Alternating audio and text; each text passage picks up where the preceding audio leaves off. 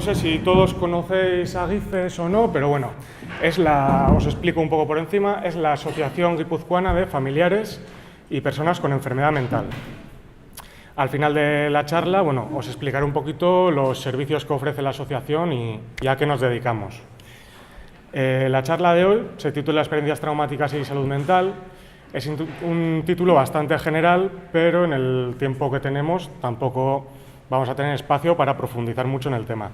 Mi objetivo al final con esta charla, bueno, sensibilizar y que, bueno, podáis ser más capaces de comprender lo que siente la víctima de una experiencia traumática, que a veces, bueno, lo vemos como algo alejado, algo raro, las sensaciones que tienen, y bueno, pues realmente cuesta empatizar con ellos, pero por una falta de conocimiento. Entonces, esto es un poco el índice que va a seguir la charla. Vamos a ver un poco, de una manera muy general, qué es una experiencia traumática, pero de una manera muy general.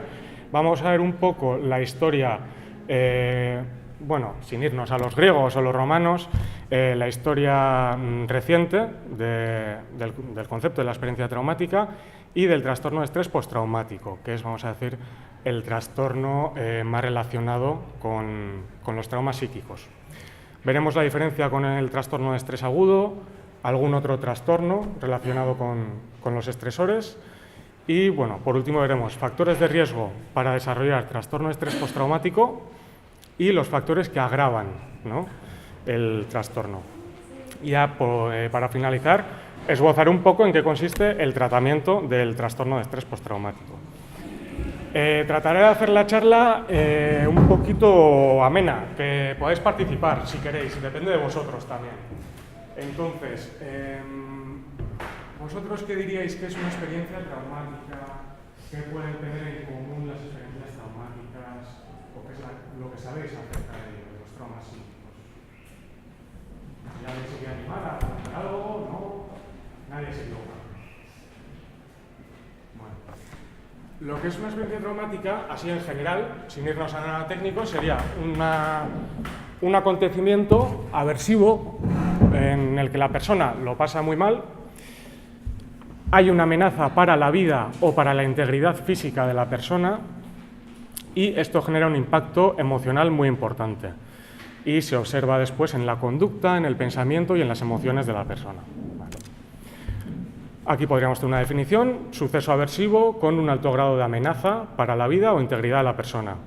Puede causar unas repercusiones psicológicas muy negativas en la estabilidad emocional de las personas afectadas. Una definición muy simple. Tipos de experiencias traumáticas: abusos y agresiones sexuales. La diferencia entre abuso y agresión sería que el abuso se refiere a la población infantil y la agresión se refiere a una violación. La violencia de género, violencia en la relación de pareja, el terrorismo, secuestros, guerras, accidentes, incendios, terremotos, huracanes, inundaciones. Bueno.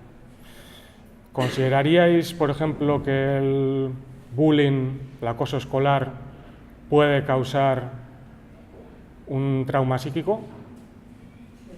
Sí. ¿Un accidente de tráfico? Vale. Y un accidente de tráfico es algo que le puede suceder a cualquiera con relativa frecuencia, vamos a decir, ¿no? Muchas personas a lo largo de su vida tienen un accidente de tráfico. Entonces, esto quiere decir que no es tan difícil ser víctima de una posible experiencia traumática. Verse implicado en un accidente de tráfico muy grave puede conllevar un trauma psíquico posterior. Bueno, por situar un poquito dónde empieza el interés por los traumas psíquicos y no irnos, como he dicho antes, a los griegos, los romanos. En 1800, algunos psiquiatras como Charcot, Janet, hablan de trauma psíquico. Trauma psíquico, bueno, conciben el término como algo totalmente distinto al actual, ¿vale? Entonces, la definición que hacen ellos es que con frecuencia las experiencias traumáticas, debido a su carácter insoportable, no pueden ser integradas en el mundo experiencial y en el recuerdo. Las fuertes impresiones psíquicas y los pensamientos catastróficos ligados con el trauma quedan, como medida de protección, separados del resto del psiquismo y llevan una vida propia en el inconsciente. Esta separación, que llamamos disociación, se expresa solo a través del cuerpo. aquí hay unos puntos importantes.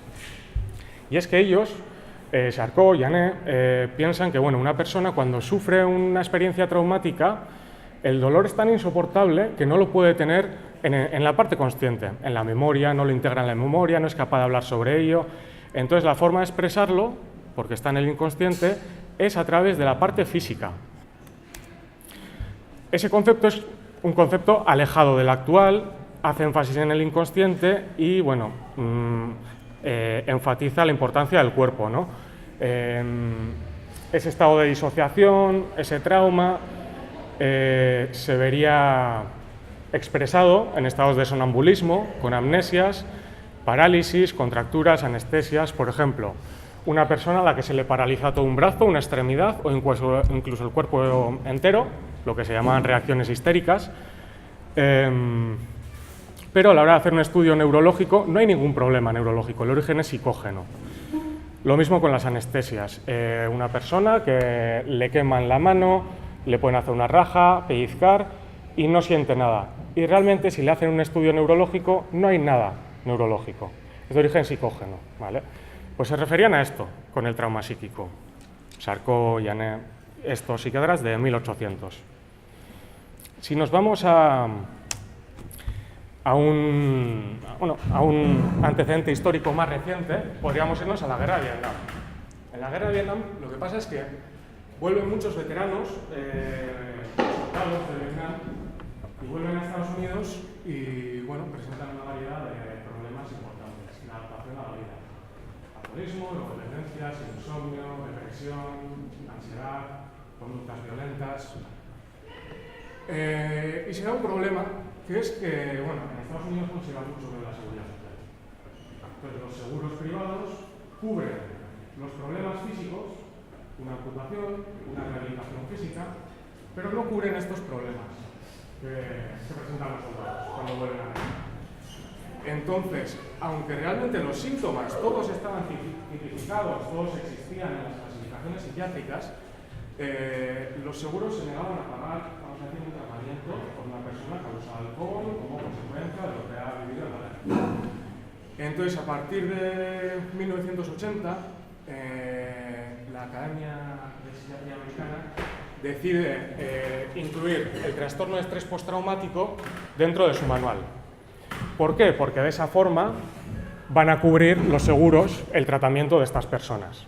Entonces se puede decir que a pesar de que había una realidad clínica con este problema de las experiencias traumáticas, el trastorno de estrés postraumático surge como una reacción político y social. Es decir, hay unas personas que tienen unos problemas importantes y están causando problemas en la sociedad y no se les está dando un tratamiento.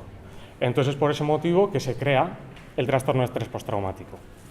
La primera vez que aparece en un manual, que es en el Manual Diagnóstico y Estadístico de los Trastornos Mentales, el DSM, es en la tercera edición, en 1980. A partir de este momento, el concepto de experiencia traumática siempre ha quedado, bueno, ya ha quedado ligado a este trastorno mental. Y la evolución que ha sufrido, o la evolución que ha tenido el diagnóstico, bueno, ha supuesto cambios en la definición de lo que es una experiencia traumática, lo que consideramos una experiencia traumática, ¿vale? Estos son, bueno, los distintos manuales diagnósticos. En el 3, que sería el segundo, es en el primero que aparece el diagnóstico y, por tanto, la importancia de las experiencias traumáticas. Y en los siguientes va habiendo una evolución de la definición. Entonces, bueno, como he dicho, el concepto de experiencia traumática queda muy ligado a este diagnóstico y en su primera edición define la experiencia traumática o el trastorno de estrés postraumático como un conjunto de síntomas que se manifiesta de forma similar en la mayoría de las personas al enfrentarse a un acontecimiento psicológicamente traumático que se encuentra fuera del marco habitual de la experiencia humana.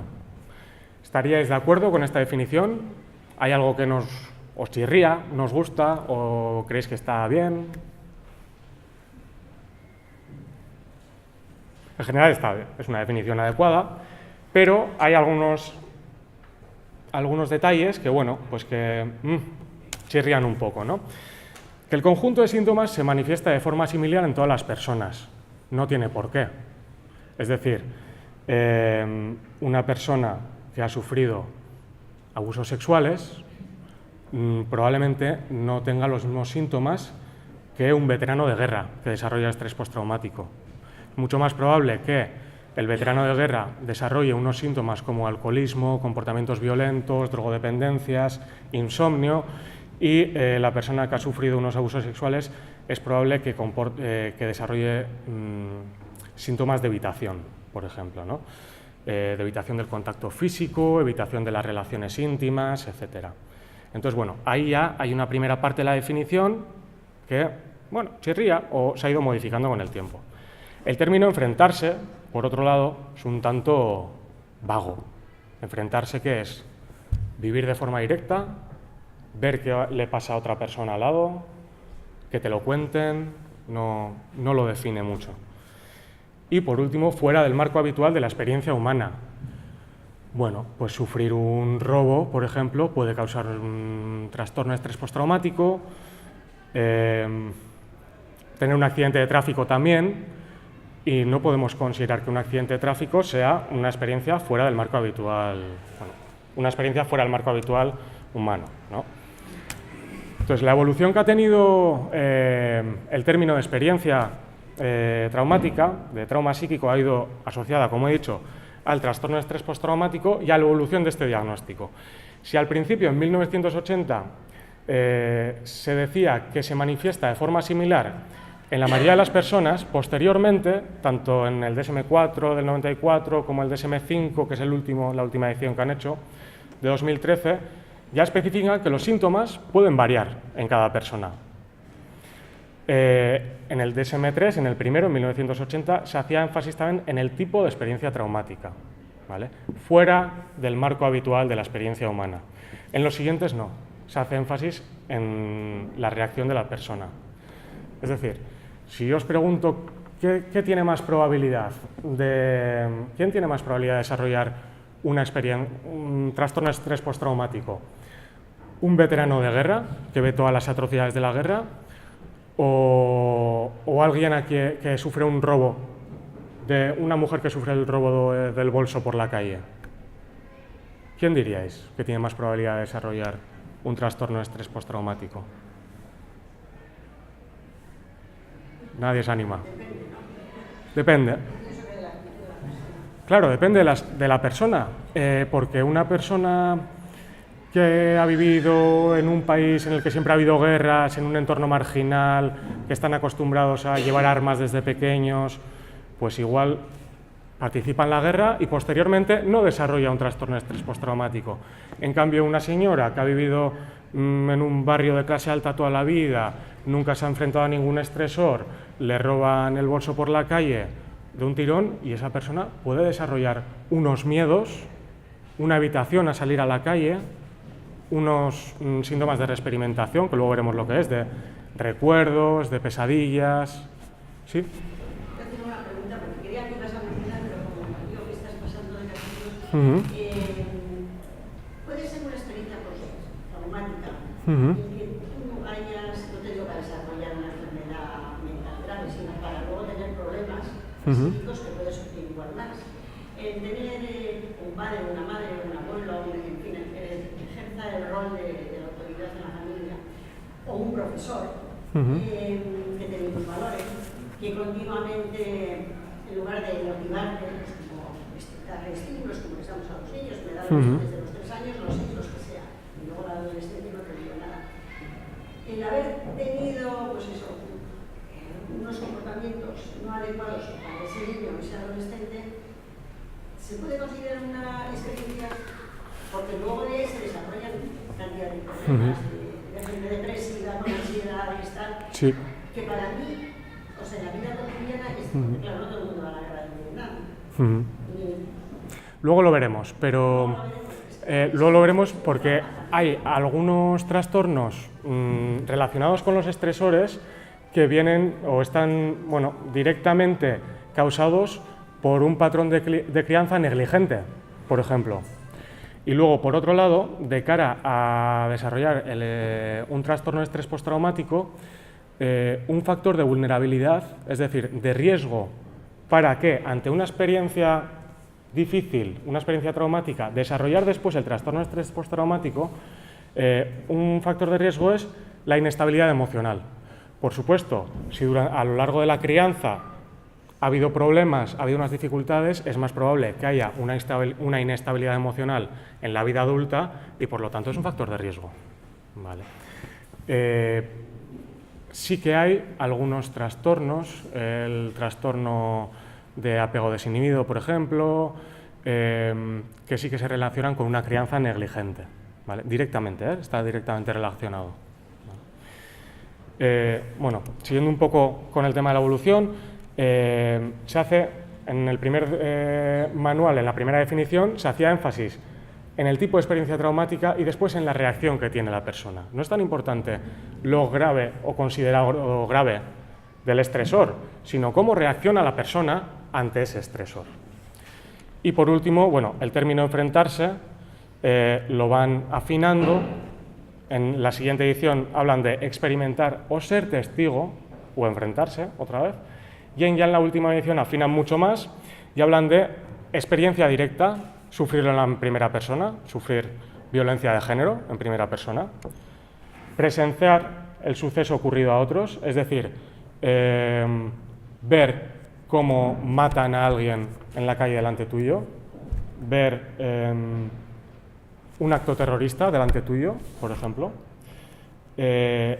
Entraría también dentro de la definición el conocimiento de que el suceso traumático le ha ocurrido a un familiar o a un amigo íntimo, que a un familiar o a un amigo íntimo haya tenido un accidente de tráfico terrible y, bueno, eso entraría dentro de lo que se denominaba al principio enfrentarse, y también la exposición repetida o extrema a detalles repulsivos de sucesos traumáticos. Este es un punto importante porque antes se obviaba a que algunos colectivos eran vulnerables a desarrollar el estrés postraumático. Principalmente el personal que trabaja en emergencias. Creemos que los bomberos, policía, personal sanitario son superhombres, supermujeres. No, son muy vulnerables a este trastorno, porque están viendo en el día a día, están expuestos a detalles repulsivos de sucesos, bueno, traumáticos o de atrocidades directamente. Un ejemplo sería esta noticia, no sé si se ve bien, cómo policías y bomberos y sanitarios piden ayuda para evitar el estrés postraumático. Y ahí subrayado, no sé si se verá bien desde ahí, pero bueno, dice que uno de los del colectivo, un bombero, dice que cuando se atienden situaciones graves nos ocupamos de las víctimas, pero nadie se ocupa de nosotros. Bueno, pues bomberos, policía, personal sanitario, en el día a día trabajan abriendo un coche porque ha habido un accidente tremendo, yendo a una casa que se ha quemado y, bueno, pues hay cadáveres calcinados y son un colectivo muy vulnerable a los traumas psíquicos. Y a veces, bueno, la sociedad se olvida de ello, ¿no? Son superhombres, supermujeres, pero no es así. De hecho, esto es una queja de ellos mismos.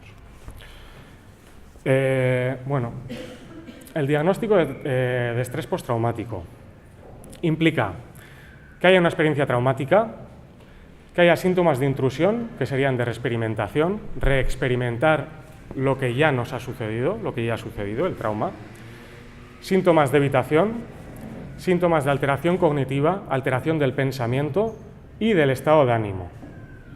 Dos síntomas del nivel de alerta o reactividad fisiológica. La duración debe ser superior a un mes y debe crear malestar o interferencia en áreas del funcionamiento cotidiano, como puede ser la familia, la escuela, el trabajo. El primer criterio, lo más importante para diagnosticar un trastorno de estrés postraumático sería la exposición a muerte, lesión grave o violencia sexual, ya sea real o amenaza en una de las siguientes formas. Son las que hemos visto antes. Experiencia directa, presencia del suceso ocurrido a otros, conocimiento de que el suceso traumático le ha ocurrido a un familiar o a un amigo íntimo y exposición repetida o extrema a detalles repulsivos del suceso traumático. Esto sería, vamos a decir, básico. A partir de ahí suelen surgir se desarrollan una serie de síntomas de distintas categorías. Unos serían los de intrusión o reexperimentación.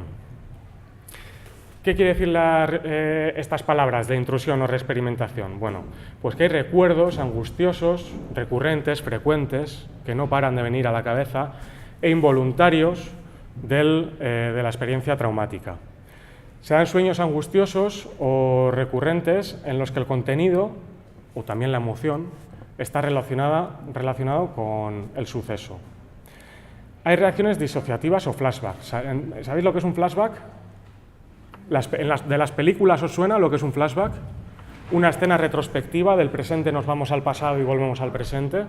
Pues es como si una persona estuviera, vamos a ver luego un vídeo con un ejemplo, estuviera en el presente y de repente, por algo que no podemos captar, es como si empezara a tener alucinaciones y volviera al pasado, al momento exacto en el que sufrió la experiencia traumática, en el que la mujer es agredida por su pareja.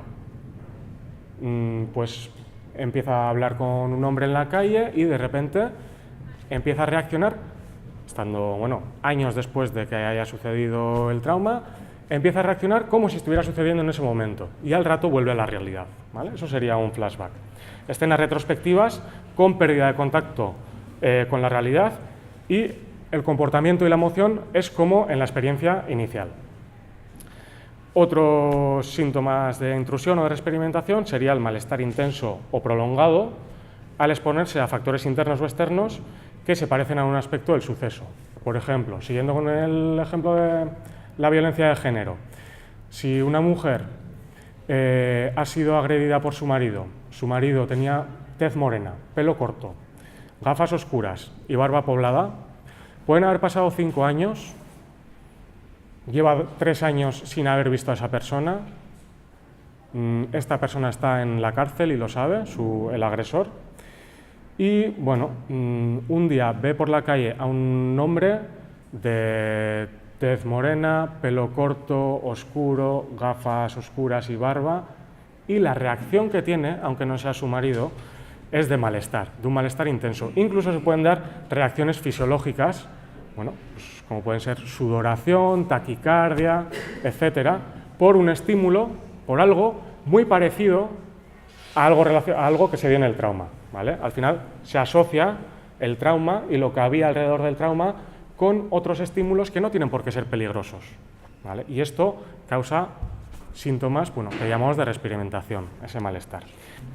Estos 2 ejemplos son de guerra, pero mismos síntomas para mujeres que sufren violencia en la relación de pareja, violencia de género, abusos o agresiones sexuales, personas que han sufrido o han vivido incendios, huracanes, aquí no son típicos, pero también accidentes de tráfico importantes, personas que trabajan, como he dicho antes, personal de emergencias, que trabajan, bomberos, policía, etc. Presentan este tipo de síntomas. Otra clase de síntomas que presenta el trastorno, que son típicos del trastorno de estrés postraumático, son los síntomas de evitación. Los síntomas de evitación hacen referencia a la evitación o los esfuerzos por evitar los recuerdos, pensamientos o sentimientos angustiosos relacionados con el trauma. También cualquier estímulo que pueda recordar al trauma. Es decir, no leo noticias sobre el atentado en el que fui una víctima, de los trenes de Madrid, por ejemplo. También se dan alteraciones negativas en el pensamiento, alteraciones negativas cognitivas desde el pensamiento y del estado de ánimo. Por ejemplo, la incapacidad para recordar un aspecto importante del suceso traumático, que se llama amnesia disociativa. En el primer vídeo hemos visto que uno de los 2 amigos no recordaba qué había pasado en el diván. Podría hablarse de amnesia disociativa, esta incapacidad para recordar un aspecto importante. Creencias o expectativas negativas y persistentes y exageradas sobre uno mismo, los demás o el mundo. Por ejemplo, una mujer que ha sufrido violencia de género es típico que piense que ella no vale nada. Personas que tras sufrir una experiencia traumática piensan que el mundo es un lugar inseguro, en general, este tipo, vamos a decir, de creencias, de cogniciones, digamos, distorsionadas. Habría una percepción distorsionada persistente de la causa o de las consecuencias, habría ideas de culpa. Este hombre que acabamos de ver en el segundo vídeo, lo que estaba diciendo al final, estaba sacando toda la culpa que tenía. Tú no sabes lo que es ver retorciéndose a una persona y lo que me crea a mí haber hecho eso, ¿no? Haber provocado, haber participado en la guerra. Hay un estado emocional negativo persistente, de miedo, vergüenza, culpa, depresión, una disminución del interés o de la participación en actividades significativas que antes se realizaban. Actividades placenteras que siempre se han realizado y a partir de ese estresor, del evento traumático, del suceso traumático y del desarrollo del estrés postraumático, ya se es incapaz de disfrutar de esas actividades. Sentimientos de desapego, de extrañeza hacia los demás, de desvinculación y la incapacidad persistente para experimentar emociones positivas. Esos serían un poco los síntomas y las alteraciones negativas, las alteraciones del pensamiento y del estado de ánimo más típicas del trastorno de estrés postraumático. Y por último también serán alteraciones del nivel de alerta o la reactividad. Por ejemplo, un comportamiento irritable y arrebatos de furia. Este hombre que hemos visto también se veía que el comportamiento, su conducta era, bueno, había una irascibilidad importante. Comportamientos imprudentes o autodestructivos, autolesión, consumo de tóxicos. En el primer vídeo, no sé si habéis visto el detalle, uno de los hombres estaba tomándose una cerveza, el otro parecía que tenía una bebida de alta graduación alcohólica. Se podría hipotetizar un poco porque parecía más desaseado que el otro y esa bebida alcohólica que podría tener un abuso de alcohol.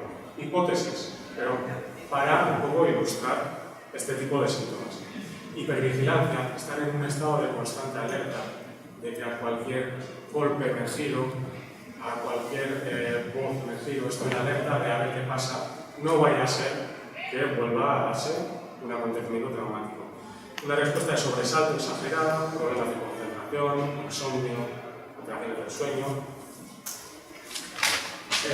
Para hablar de trastorno de estrés postraumático, los síntomas, tiene que haber síntomas de todas las categorías que hemos visto y tienen que estar presentes durante más de un mes. ¿Por qué es esto? Porque ante un acontecimiento traumático, desarrollar estos síntomas es normal. Lo raro es que una mujer sufra una violación y no desarrolle este tipo de síntomas, ¿no? Por ejemplo, ahora, cuando es superior a un mes la duración, estamos hablando ya de que, bueno, más o menos normal está interfiriendo en su vida. Hay un malestar importante y por ello ya se cataloga como trastorno. Habría un malestar significativo o deterioro a nivel social, laboral o en otras áreas importantes de la vida y estos síntomas no serían productos de una sustancia tóxica o de efecto medicinal, sino que estarían estrechamente ligados a la experiencia traumática. La diferencia con el trastorno por estrés agudo, principalmente la duración, es decir, a la reacción con todos estos síntomas normal, aunque se le llame trastorno por estrés agudo, si dura menos de un mes, si la interferencia que causa es de menos de un mes, se le llama trastorno por estrés agudo. Si dura más de un mes, se le llamaría ya trastorno por estrés postraumático. Otra diferencia sería que, bueno, se especifican qué número de síntomas de cada categoría tiene que haber, pero no es algo muy relevante. Otros trastornos relacionados con los estresores. Tendríamos el trastorno de apego reactivo. Esto es un trastorno de origen en la infancia que siempre es originado por una negligencia en los cuidados del menor, un cambio repetido del cuidador primario, de la figura de apego, de la principal persona a la que se vincula emocionalmente el niño, o porque la educación reduce la oportunidad de un apego selectivo, es decir, está en un contexto, un ambiente en el que es difícil establecer una relación de apego, un vínculo con una sola persona. Por ejemplo, instituciones con un alto número de niños por cuidador. ¿En qué consiste el trastorno de apego reactivo? En una incapacidad para establecer relaciones íntimas y de confianza. El trastorno de la relación social desinhibida sería todo lo contrario.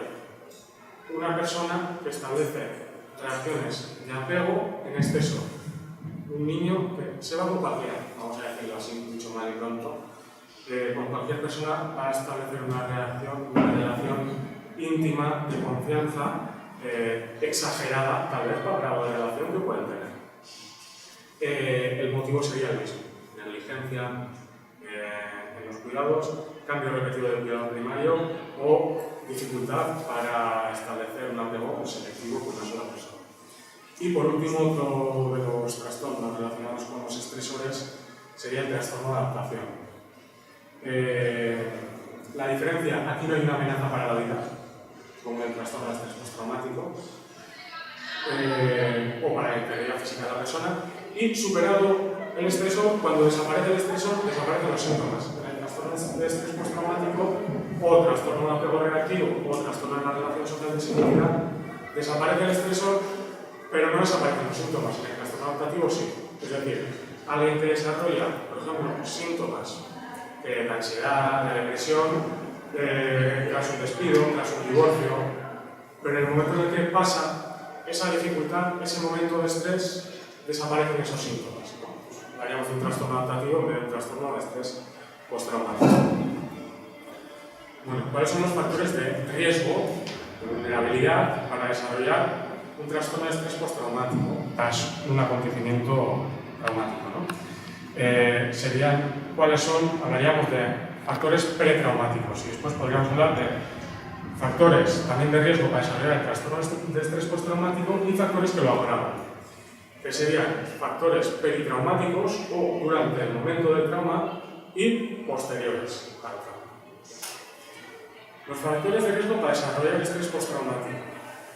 Tras sufrir un acontecimiento traumático, estos factores pretraumáticos serían escasas habilidades para afrontar el estrés, inestabilidad emocional, escaso apoyo social, es un poco lo que has comentado antes, ¿no? Tener una infancia difícil, unos cuidados inadecuados, puede suponer que en la vida adulta hay una alta inestabilidad emocional, un mal manejo de la ansiedad y por lo tanto hay mayor probabilidad de que ante una experiencia traumática se desarrolle este tipo de trastornos. Que haya un trastorno mental previo también facilita que ante un evento traumático se desarrolle el trastorno. Por supuesto, las experiencias traumáticas previas. Y en abuso sexual, a mayor edad, mayor riesgo de desarrollar trastornos de estrés postraumático. ¿Por qué? Porque hay una mayor conciencia de lo que ha sucedido, hay una mayor probabilidad de penetración y también una mayor probabilidad de que haya habido violencia física. Otros factores que facilitan que se desarrolle un trastorno de estrés postraumático y que lo agravan una vez establecido sería la naturaleza del acontecimiento traumático, ¿no? Esto ya nos referimos a los factores no pretraumáticos, sino durante el momento del trauma, más asociados al trauma. La naturaleza del acontecimiento traumático. Claramente, todas las víctimas de actos intencionados provocados por el ser humano tienen más probabilidad de desarrollar trastorno de estrés postraumático que las víctimas de acontecimientos traumáticos accidentales o catástrofes naturales. ¿Por qué es esto? Porque se pierde la confianza básica en las personas y en que el mundo es un lugar seguro. La intensidad, el grado de violencia y el grado de amenaza para la vida también es un factor importante. Por ejemplo, que haya lesiones, el grado de abuso, la presencia de armas, la duración del estresor, la frecuencia, es decir, si el acontecimiento traumático es una sola vez o es repetido a lo largo del tiempo, por ejemplo la violencia de género, los abusos sexuales. El que haya disociación en el momento del trauma, que en el momento del trauma alguien, vamos a decir, pierda un poco la conciencia, sería otro factor agravante y de mayor riesgo para desarrollar el trastorno, y sufrir la experiencia traumática en un lugar o contexto seguro, es decir, en casa, en el portal, en el trabajo, que el victimario, que la persona que ha provocado esa experiencia traumática de forma intencionada sea alguien pues, de la familia, un amigo, todo eso aumenta la probabilidad de desarrollar tanto el trastorno y también de que el trastorno sea más grave. Y por último, factores posteriores a la experiencia traumática que también agravan o incluso aumentan la probabilidad de que se desarrolle el trastorno de estrés postraumático. El escaso apoyo social, una red social escasa, que haya lesiones o consecuencias físicas derivadas del acontecimiento traumático. En el segundo vídeo se veía que el hombre tenía lesiones físicas. Eso aumenta la probabilidad de que se dé el trastorno y también la gravedad del trastorno. Y la respuesta del entorno. La respuesta del entorno modula la reacción que va a haber. Puede amortiguar el impacto emocional o puede agravarlo. Si por parte del entorno, con el entorno me refiero a familia, amigos y sociedad en general, hay una falta de credibilidad y apoyo, va a haber mayor probabilidad de desarrollar el trastorno y va a ser más grave. Los cambios en el entorno. Al acontecimiento traumático le sigue una ruptura sentimental, que hay una desestabilización en la vida familiar, agrava el trastorno y por supuesto que hace que sea más fácil o más sencillo desarrollarlo. Y por último, la victimización secundaria. ¿Habéis oído hablar de victimización secundaria? ¿No? La victimización primaria sería la experiencia directa, el acontecimiento traumático. La victimización secundaria sería todo lo que se deriva posteriormente y asociado a la actuación jurídica y de los servicios sociales. Vamos a decir, agresiones psíquicas no deliberadas, pero efectivas, que se derivan de la relación posterior de la víctima con el sistema jurídico y con los servicios sociales. Hay que tener en cuenta que una víctima de una experiencia traumática, sobre todo cuando ha sido intencionada, cuando hablamos de delito, y denuncia, tiene que pasar por un interrogatorio, con todo lo que ves aquí, ¿no? Interrogatorio, reconstrucción de los hechos, identificación de los acusados, repetición del relato y un proceso judicial que muchas veces se demora durante años. Personas implicadas, policía, personal sanitario, jueces, abogados, fiscales, médicos, forenses.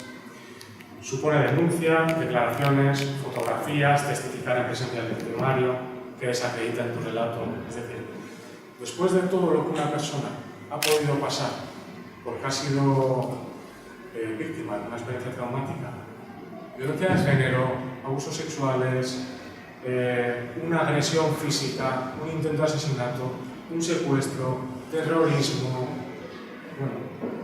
un sinfín de actos intencionados, violentos. Si después la respuesta por parte de la sociedad a nivel jurídico, a nivel de servicios sociales no es adecuada, puede incrementar, puede agravar el trastorno y las consecuencias de esto. Vamos a ver un vídeo sobre abusos sexuales. No es nada morboso, no hay nada de violencia en este vídeo y creo que ilustra bastante bien lo que sufre una persona después de sufrir la experiencia traumática, lo que supone la victimización secundaria. Un vídeo que ilustra bastante bien lo que es la victimización secundaria. Es decir, una repetición constante del relato que no tendría por qué darse. Actuaciones totalmente inadecuadas, una trabajadora social que coge el teléfono en ese momento. La actitud del médico tampoco es muy adecuada. El tono del policía tampoco. Por supuesto, el abogado de parte, defensor, esa manera de tratar de desacreditar el relato, es él quien tiene que hacerle las preguntas a la niña y de esa manera ¿no? Todo esto provoca que la experiencia traumática, vamos a decir, haya una doble herida, la inicial y la posterior. Además, supone que proviene de un poder público, que alguien que está para proteger, que es el Estado, la justicia, te está perjudicando todavía más, ¿no? Entonces, bueno, esto es algo importante que hay que tener en cuenta a la hora de hablar de experiencias traumáticas, que no es solo la traumática y los síntomas que desarrollan, es todo esto. La discusión entre el padre y la madre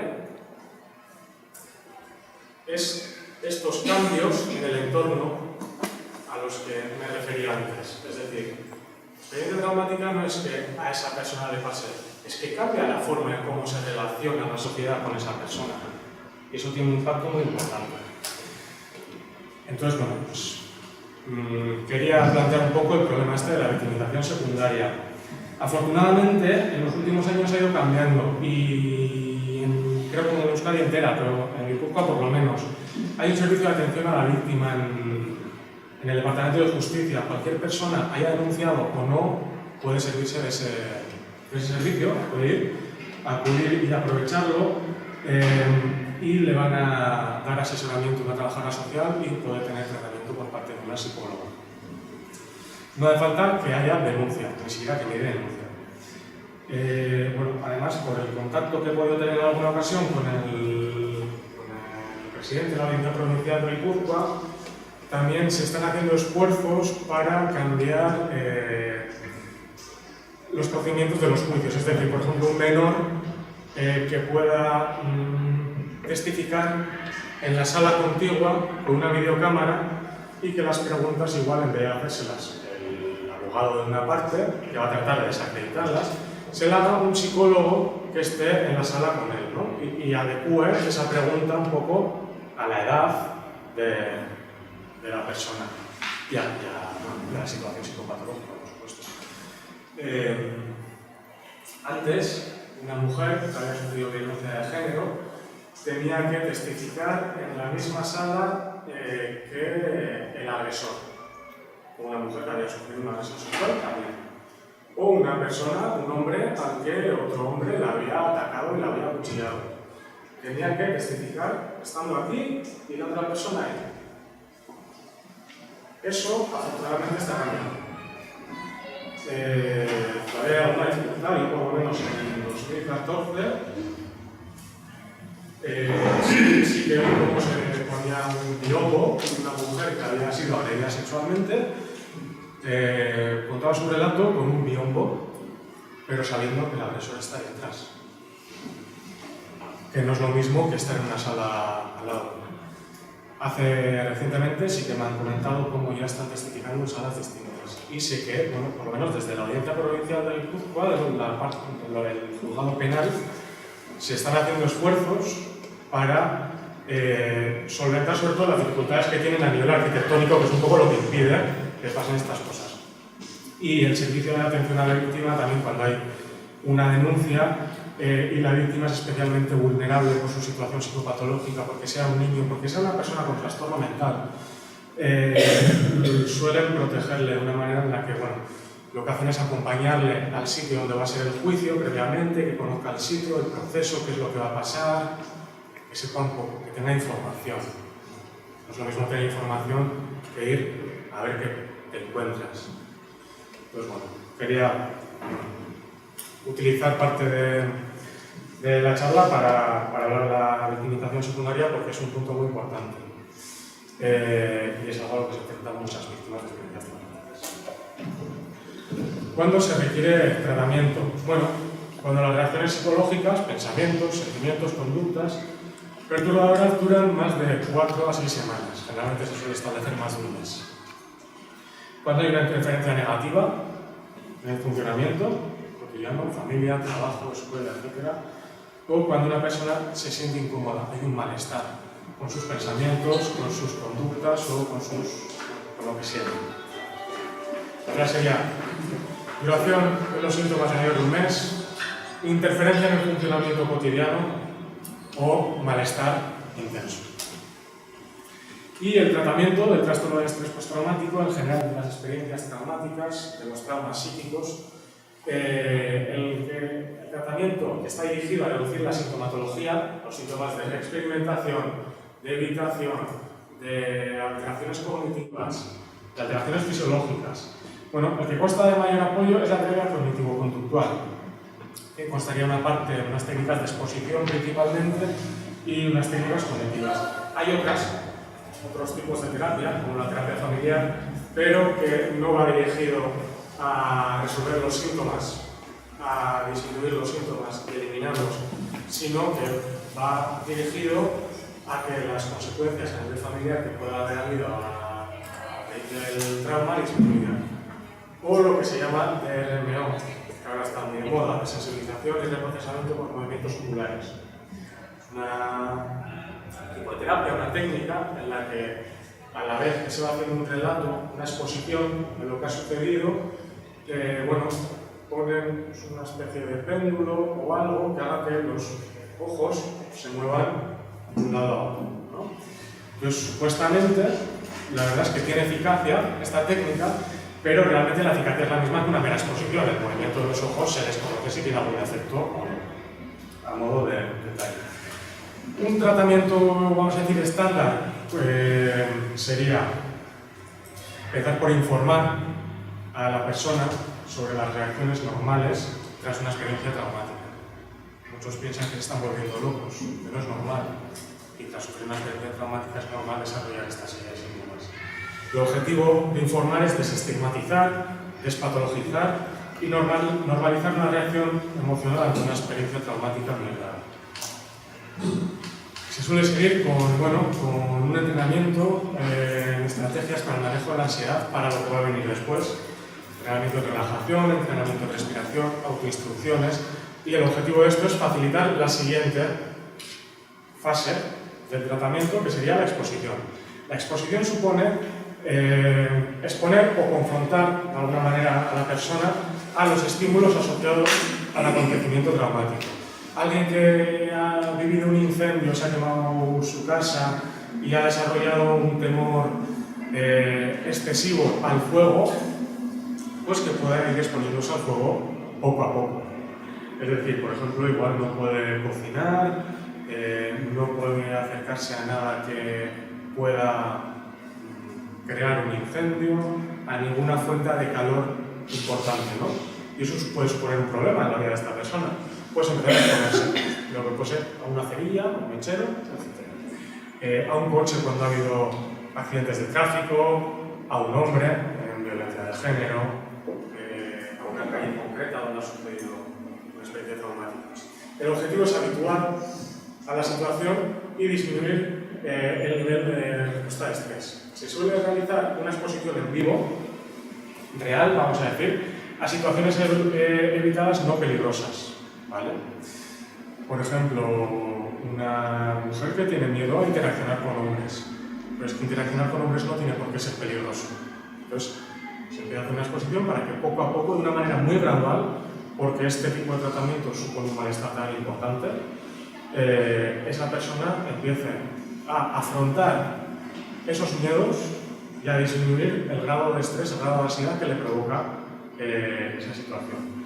Y luego se suele realizar una exposición, este tipo de afrontamientos sin imaginación, o mediante soportes audiovisuales, lectura, grabaciones, noticias, realidad virtual, a recuerdos o acontecimientos relacionados con el trauma, para integrar un poco la memoria emocional y verbal, sobre todo cuando hay asociaciones.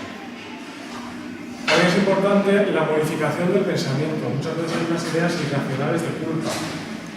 Una mujer que ha sufrido violencia por parte de su marido, de su pareja, y tiene una autoestima muy baja, ideas de culpa, o una mujer que ha sufrido una agresión sexual también y se siente culpable de haberla sufrido. Una parte importante del tratamiento consiste en ir modificando esas creencias erróneas, esos pensamientos distorsionados que le hacen sufrir a la persona. También, por ejemplo, los sentimientos de vergüenza. Y ya por último, el tratamiento farmacológico. Realmente el tratamiento de un trauma psíquico es psicológico. Ahora, el tratamiento farmacológico, la medicación puede ser útil cuando hay unos síntomas o muy importantes, muy graves, o el funcionamiento está muy alterado. Por ejemplo, cuando hay una depresión muy severa, una labilidad afectiva muy importante, conductas impulsivas como pueden ser autolesiones o ideación suicida. En estos casos sí que es conveniente el tratamiento farmacológico y principalmente se utilizan antidepresivos inhibidores selectivos de la recaptación de serotonina, un tipo de antidepresivos como puede ser la sertralina, por ejemplo, fluoxetina, fluoxamina, pero principalmente el tratamiento psicológico. Y bueno, hasta aquí la charla de hoy. Hemos quedado en que os explicaría un poquito en qué consistía ARIFES, la asociación. ARIFES es la Asociación Guipuzcoana de Familiares y Personas con Enfermedad Mental. Y bueno, da servicio tanto a familiares como a personas con enfermedad mental. Entre los programas que tiene un servicio de orientación, de acogida a familias y personas con enfermedad mental. Hay pisos tutelados para personas con enfermedad mental, de una supervisión baja o media. Hay grupos de apoyo para familiares, principalmente para hermanos y padres. Hay dos grupos para personas también de apoyo para personas con trastorno bipolar. Tenemos un programa de ocio y tiempo libre para personas con trastorno mental y un programa que ahora se le está dando un gran impulso muy interesante, que llamamos psicoeducativo y que es de apoyo en el domicilio. Es decir, se va al domicilio de la persona con trastorno mental, con una enfermedad mental, y se le apoya se le ayuda en el lugar en el que reside, en su comunidad, en su casa, y se le ayuda desde las tareas de la vida cotidiana, autonomía doméstica, manejo de dinero, formación laboral, a nivel económico, bueno, tiene en varias áreas ayuda, pero lo importante es que es en su medio. No viene a nosotros, a mi consulta, a mi despacho, no, nos movemos nosotros a donde está él, que es algo importante. Y bueno, es un programa muy bonito, parece que está dando mucho impulso ahora. Y por último también hay un programa prelaboral de adquisición de habilidades laborales, que es Canabeleco, es una finca agroecológica, en la que las personas con trastorno mental aprenden un oficio y adquieren unas habilidades prelaborales o habilidades laborales básicas de cara a una futura integración laboral. Esos son un poquito los programas que ofrece ARIFES en estos momentos.